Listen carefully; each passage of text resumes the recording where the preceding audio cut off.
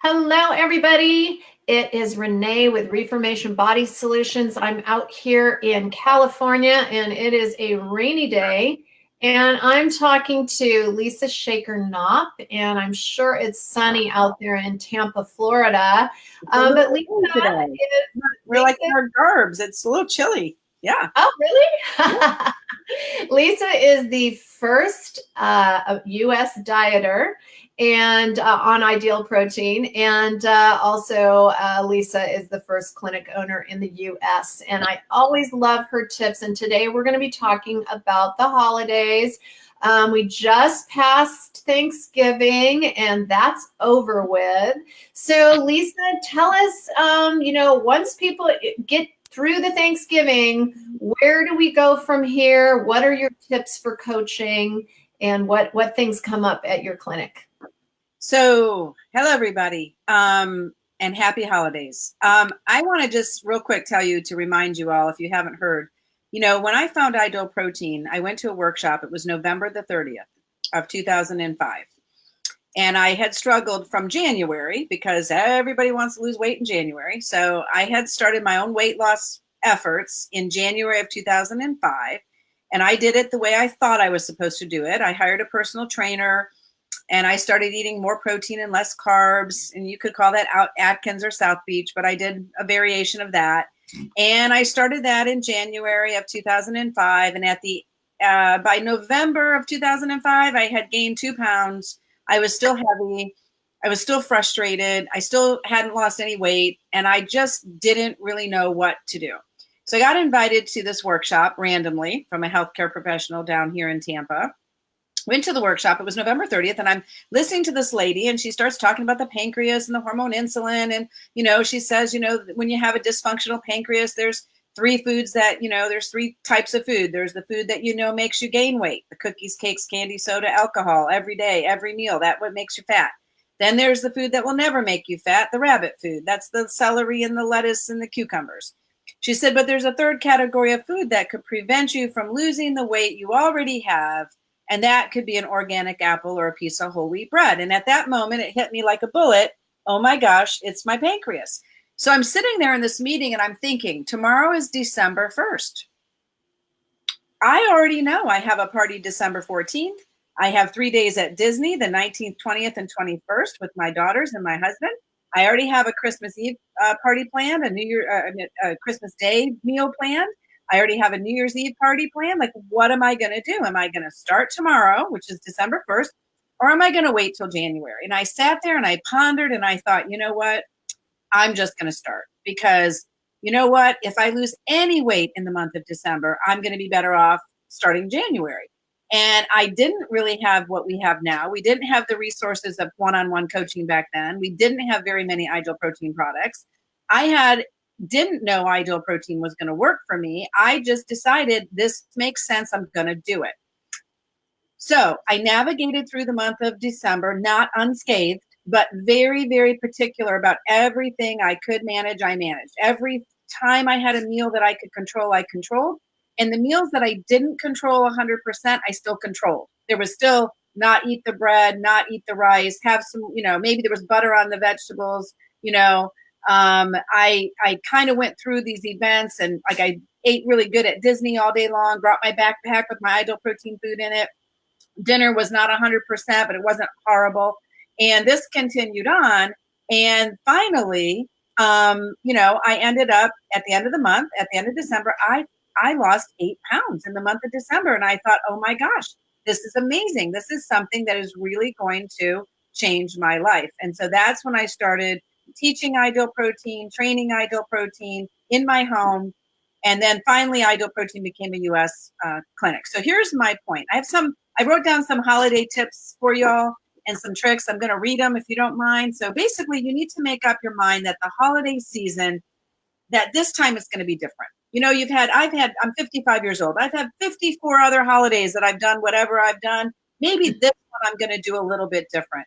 Maybe I'm going to bake different. Maybe I'm going to cook different. Maybe I'm going to pick a different meal that I never had before. Just make up your mind that instead of the typical season that ends with a lot of pounds, maybe you're going to plan to take a few off.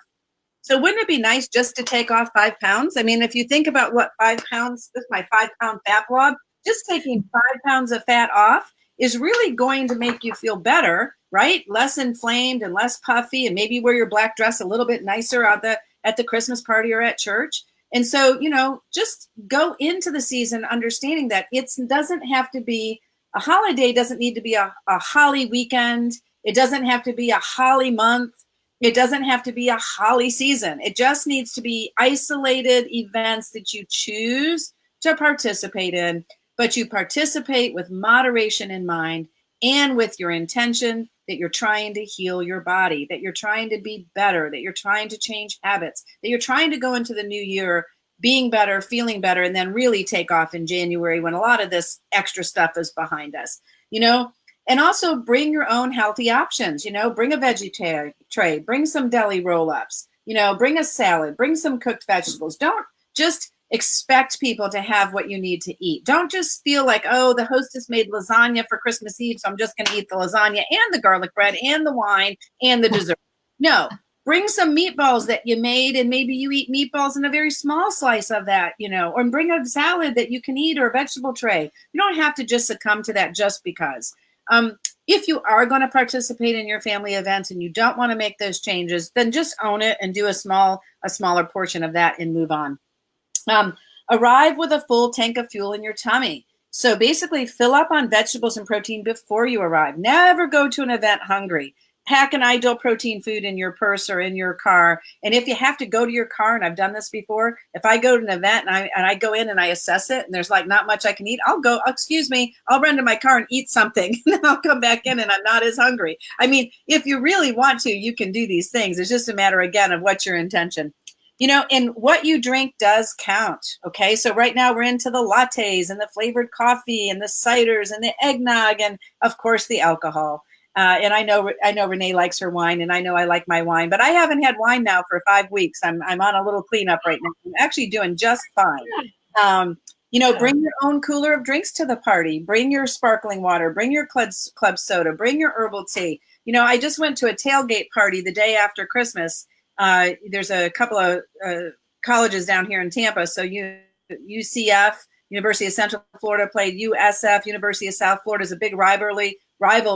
We got to the tailgate at 10:30 in the morning, and the game wasn't until 4:15. And there's food and there's drinks and there's leftovers, and I knew this was going to happen. So what did I do? On Wednesday, when I was in the kitchen, I made some cauliflower hummus. I cut up some vegetables. I made the chayote apple, kind of things. I packed everything up, and then I brought my bag of ideal protein fruit. I brought a bag of chips. I brought a couple of powders, because I could take those into the game. And then when I was hungry in the game, instead of doing a hot dog or nuts or just leaving it to chance and say, oh, I'll be fine, I know I was going to get hungry, and I did get hungry. So I made a couple of those in my water bottle that I bought. And I just am saying, if you want to, you can. I was around all these people. I had a wonderful time. They were drinking and eating. I was drinking and eating. I was just drinking a branched chain amino acid and eating some cauliflower hummus. And you know what? I didn't feel bad about it. In fact, I woke up the next day feeling fabulous that I did that. So you really can do it if you want to.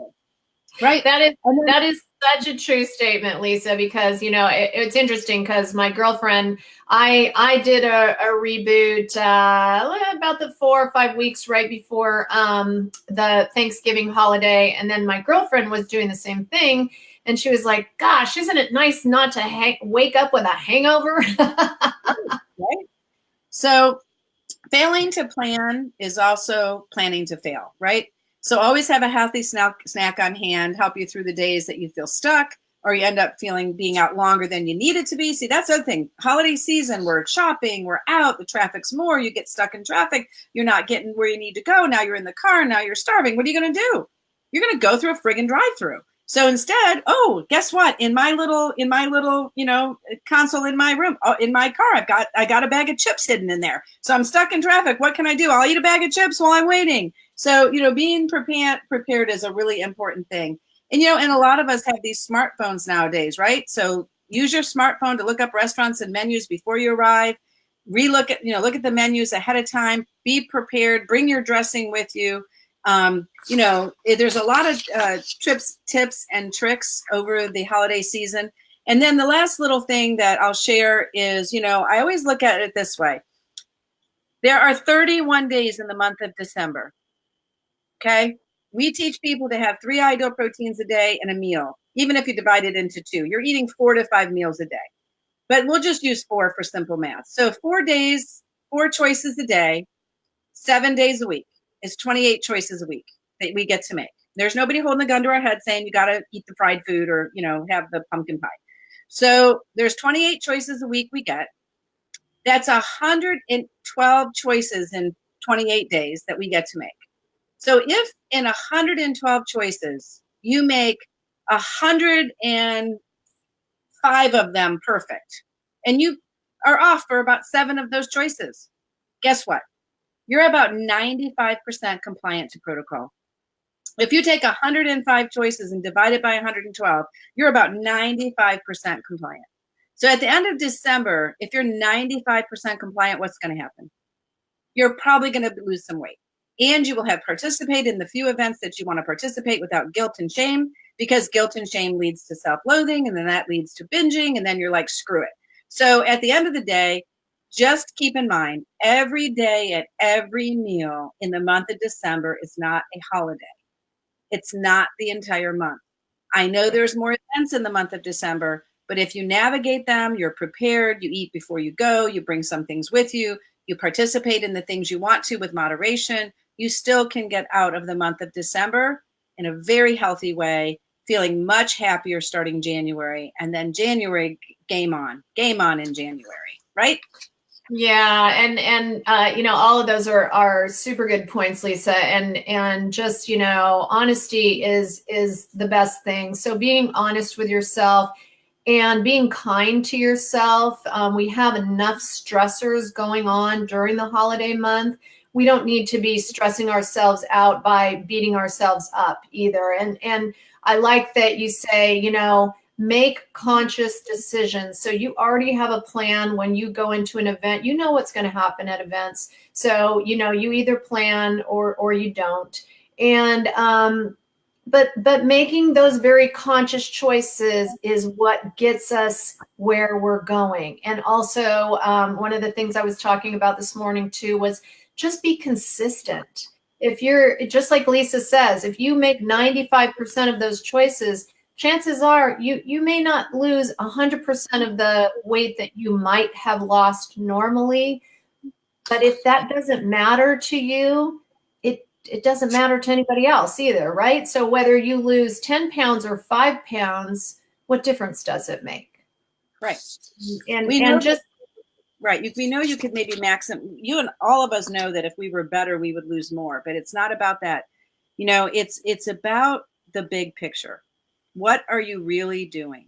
Why are you really sacrificing? Why am I saying no to wine for 5 or 6 weeks right now? Why am I doing that? Do I want a glass of wine? Yes. Do I need a glass of wine? No. I just want one, or I just want to be social, I think. Well, guess what? I am very social, whether I drink or I don't drink. I enjoy a nice glass of wine, but if I don't have one, I still enjoyed the people. I still enjoyed the company. I still enjoyed the activity. I still enjoyed the game, and I think about it too. There are some people who literally cannot drink, right? We talked just about alcohol. Yeah. There are some foods that you hate. So if somebody was feeding you something you just hated, or what if you were allergic to something, if you were literally allergic to peanuts and you don't know if you go to a party if something's been cooked in peanut oil, or if it's been, if there's peanuts around or whatever, you're not going to take your life, the chance on your life. So I know your life doesn't depend on whether or not you have a glass of wine or you have a handful of peanuts at a party. For some of us it does. But, just think of it that way. You're not being rude to a hostess if you don't have a drink, because you can have a drink. You're just going to ask her for club soda or Perrier or some water with lemon. And you know what? It's not offensive. Whether she's just offering to you, would you like something? You have the ability to say, no, thank you, not today. Today, I would rather have, a glass of wine, a glass of, water with some lemon or something. So right. I'll have wine. I'm just not having it right now. Yeah. And I love Lisa's saying, when someone is, someone's going to pressure you, when you come into an event, to say to them, oh, I'm not ready right now. And that way that kind of gets them off track, and you can go get what you need, and you don't have that pressure of someone shoving alcohol in your face. Or food, right. Not right Or, now, I'm good right now. And yeah, again, if you come to the party full, you really will be okay. That's the yeah, other trick. Eat before oh, you go, exactly. and then you won't be tempted. Yeah, feel satiated. Don't arrive hungry. Right. We had a question here, Lisa. It says, can you have turkey bacon on phase one? What's your take on that? No, unfortunately. The problem is this. So bacon and sausage are tricky, tricky things. Even kielbasi and those Adele's sausages and stuff. I'm not saying they're bad for lifestyle management, but it's just crazy how if you look at the ingredients and you read the fine print, they always like to stick fillers in there. And there's usually dextrose in there, or there's molasses in there, or there's sugar in there. And it's just really hard to, get away with that. Now, let's say you're at a Christmas breakfast and you're trying not to deviate, but you're going to deviate a little bit. So would, in that case, a piece of turkey bacon be acceptable as opposed to the pancake, or as opposed to the waffle, or as opposed to the potatoes? If you're making choices, yes, that's a better choice. Is it allowed on phase one? It is not allowed on phase one. And it's really more about the ingredients than the calories of that turkey bacon. We know turkey bacon is less fat, and we know that it's less calories than regular bacon, but it still has fillers, and that's the problem. When Yeah. people do sausage and bacon on our diet, I know there's a lot of other diets that allow that kind of eating, but we're really trying to watch the saturated fats, and more importantly, just the fillers. It's the fillers. Yeah, it's surprising once you start reading the ingredient list. And I have a girlfriend who she the way she eats is like, if something has more than five ingredients, she doesn't buy it. And I think that that's a really, we want to be getting ourselves to that place where we start understanding what's in our food, and get ourselves over to whole foods the way that our grandparents ate. They didn't have the kind of disease in their society that we have in ours. And so, yeah, just understanding all of that. All right, Lisa, tell us your last tip or last tidbit before we go here today. So I guess what I would just say from my heart is this. Weight loss is a very personal thing, and it can be very difficult. For me, weight loss is difficult, and I gain weight very easy for no real reason that I can put my finger on. Stress through the holidays and sadness during the holidays. For some people, it's a sad time. People have lost family members. People will lose family members this Christmas season, and that sometimes brings out the emotional part of eating. If you can feed your mind with positivity, if you can feed your mind with maybe some podcasts, maybe get a book about, if you need help with your emotional, if you're Dr. Tran talks about the role of disassociating food and emotion. If you're happy, you have a drink. If you're sad, you have cake. If you're angry, you have some chocolate. You've made associations between foods and emotion. So learning to disassociate emotion and food is a really, really hard thing to do. But if you can get there, that's really helpful too. But if you know that this is a tough season for you, again, feed your mind and your mouth, right? We know if you're told what to eat, eat it. And if you're not supposed to, don't eat. Here, eat the sheet. Don't eat what's not on the sheet. I get it. And it works that way. But maybe you need to also feed your mind, and maybe listen to meditation if you're very stressed out. Maybe listen to things that will feed your brain in a healthy, happy way so you can get through this holiday season as unscathed as possible, and maybe even better off at the back end of this. And and then start January, and it's a new year, and it's a new you, and you can do your thing. So that's it. I love all of that. Feeding, one of the things long term, I've been on my path for over 30 years. From the first time I lost 65 pounds to, I've lost it 3 times. Last time was about 15 years ago. But understanding that relationship and how we have to disconnect our emotions from food. Our emotions become emotions, and we handle them in different ways than eating. And so it can be a long process. It was a long process for me, probably 15 years at least, for me to start understanding that whole relationship and how to change that relationship. And I, I went to see a counselor, and I've done a lot of reading, and I love the podcasts also. But yeah, I love that, Lisa, where we're feeding our minds with positivity. So that's a great ending note. Thank you so much.